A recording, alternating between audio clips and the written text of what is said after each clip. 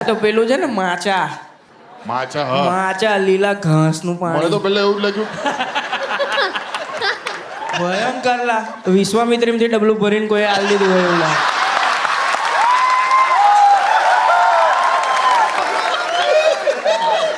રસલપુર side થી ભરે તો સ્ટ્રોબેરી માચા નહીં. એ જેને પહેલી વાર બનાવ્યું હશે ને એને ગાળ જ આપી હશે કે આ જ નામ રાખીએ આપણે. હા બેઠું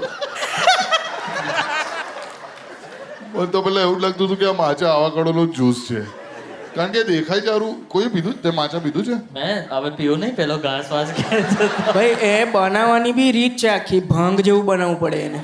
હે હા એની જોડે સામાન આવે આટલી વાડકી આવે એક પીછી આવે પેલું સેવિંગ વાળી એક પાવડર હોય એને આમ કરીને આખું ગોરવવાનું એ ગોરવાય પછી ગારીને અંદર કંઈ બહુ વિચિત્ર બનાવટ છે એ.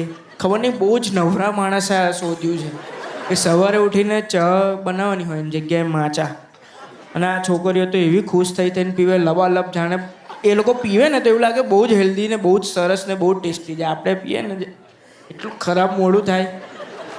છોકરીઓ જ્યારે ડ્રિંક્સ પીએ ને આ માચા હોય કે કોઈ પણ પ્રકારની તો એ લોકોનું ડ્રિંક છે ને ડબ્બુ આખો દિવસ ચાલે યાર એ લોકો સીપ તમે લોકો સીપ કેટલા મારો એટલે આમ ખાલી આમ કરીને મૂકી દેવાનું પછી બ્લેક કોફી હોય આખો દિવસ ચાલે બ્લેક કોફી હોય માછી એ આપણામાં ઇન્ગ્રાઇન્ડ છે મનનભાઈ. તમે ને તમારા વાઈફ શેરડીનો રસ પીવા જતો બરોબર એક સિપ લેતી હશે ને તમે પતી